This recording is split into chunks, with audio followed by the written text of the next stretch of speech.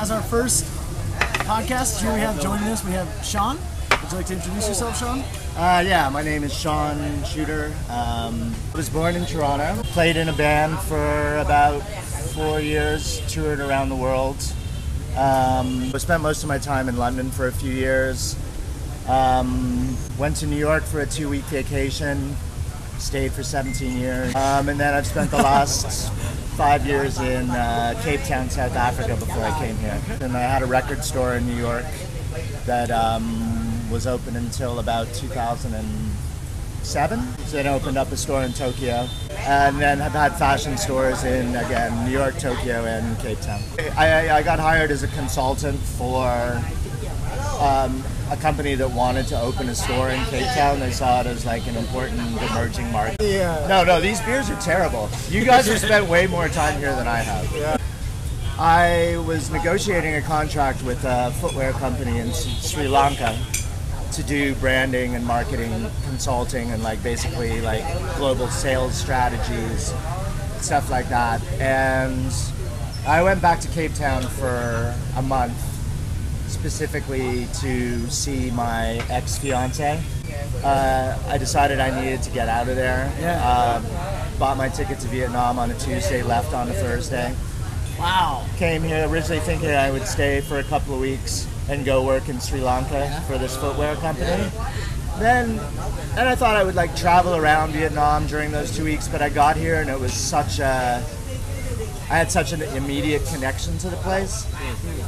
Felt kind of like it did when I went to New York in the 90s. In the meantime, I was still negotiating this contract with the people in Sri Lanka. So I'm like, all right, I'm still going to do this. And then in the end, the people in Sri Lanka kind of agreed to everything I asked for, like $200,000 a year, accommodations and expenses paid all over the world. Yeah. But then it turned out I was going to be spending most of my time in New York and London, which are two places that I don't want to live in because I've lived there and I don't want to go back. Yeah. And so at the last minute, literally when they sent me over the contract, I couldn't sleep for like a couple of days thinking about it because I'm just like, yeah, I could do this for a year and make a lot of money, but I'm going to be really fucking unhappy. I'm at a point in my life where I don't want to spend any more years being unhappy. Yeah. So that's rad. I turned it down, and then I applied for this course, and here I am. People here are super fucking welcoming and warm and wonderful. That's part of the reason I wanted to stay. I've actually never lived anywhere that's been like this before. Really? Japan is a great place, but it's not like that.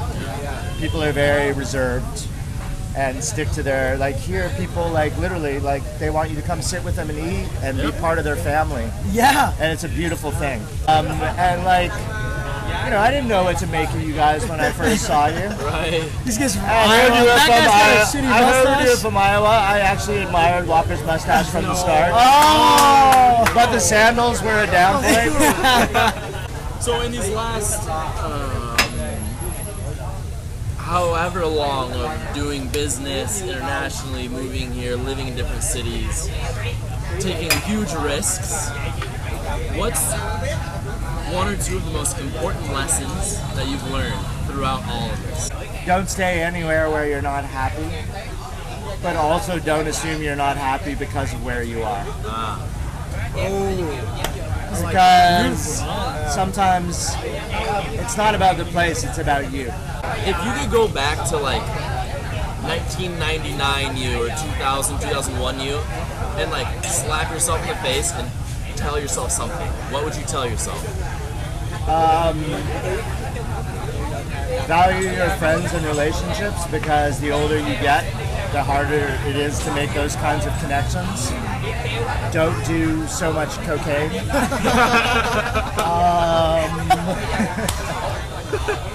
No, but that would be my number one.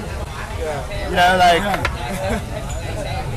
my other tattoo is my ex-wife's last few, Sean and Shauna. So it's N-A. I didn't value that relationship enough. How long were you married? 10 years. 10 years. We were together for 12. Okay. But But not to get into specifics, generally, like you guys, what you guys have is special. Don't take it for granted. Doesn't mean you always have to live in the same place, but make an effort to stay in touch, because you're never going to find friends like this again. You're never going to have a shared history with people again. You'll make connections, but they'll be a different kind. I drove off a cliff in South Africa, which is where this big scar is from, and broke my back and neck in 8 places and fractured my skull. No shit. Spent about 2 weeks in hospital. Was told that, 2 weeks, 2 months. 2 months in hospital. Quick recovery. Was told that after I had this surgery that I had a 50% chance of walking again. So it made me reevaluate my priorities and understand how important it is. Like things you take for granted, you can't take for granted. So like taking care of your health is important. Not driving off cliffs is important. Me advising Walker to not ride around on a moped without insurance is important. Like because literally. insurance saved your ass, didn't it? I had American health insurance, yes. Otherwise, even in South Africa where, in America it would have been millions. Even in South Africa, I had like a... come on. No, thank you very much. No, 50%. 50%. Oh, you're 100. No, okay, fuck it, 100%. So the day... You want to sponsor your... Can we get your sponsorship from your surgeon? What's his name?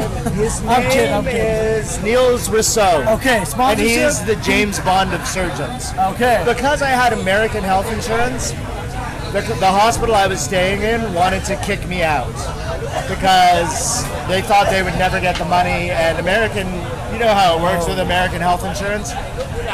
You pay and they reimburse you. So they basically wanted $100 grand up front, which I didn't have. My surgeon went around on his motorbike in like fucking leather pants and a leather jacket to like 10 other surgeons in Cape Town, showed them my x-rays, and got them all to sign on a document saying that if they discharged me, I would die, and that the hospital would be liable. Otherwise, I never would have had the surgery. So, he is a fucking hero. He saved my life. Literally. But yeah, so the day after, the day I got out of hospital, my parents came down to visit me, which was very nice of them, and they were driving me back to my house where we were staying. And we stopped in at Woolworths, which is like Walmart, basically, like a fan. No, it's more like Whole Foods or like Trader Joe's. Okay. And I was wearing this like full-on stormtrooper outfit. This thing like holding my head up, like shoulders to chest, encased in fucking plastic. And this dude like was looking at me, giving me this sort of weird eye, and he came over and was just like, were you in a car accident? And I just assumed he guessed. Because I'm like literally wearing a fucking stormtrooper outfit. But then I was like, yeah, I was. He was like, oh, yeah, I'm the guy who pulled you out of the car. And we were 99% sure you were dead. And you weren't. And I'm really glad to see you. So here's, right off the bat, my question is, so we asked, what do you want to do before you die? If you knew that you were going to die tomorrow, what would you do today? Have beer with you guys. Fuck yeah. Oh, this would be a great cheers opportunity, but there's still no beer. Where's our beer? I'm like, this is what a podcast should be. It should be all about fun. It should be all about fun. This isn't CNN. This is not CNN. This is sad. Fake news. Sad. yeah. Let's get a picture of that. Oh, can you lean in with us? No, put back on. Lean in with us. Right here. Yeah, right there. Wave into the camera. Sick. We're gonna be lit at dinner tonight. Oh, we are. That's scary.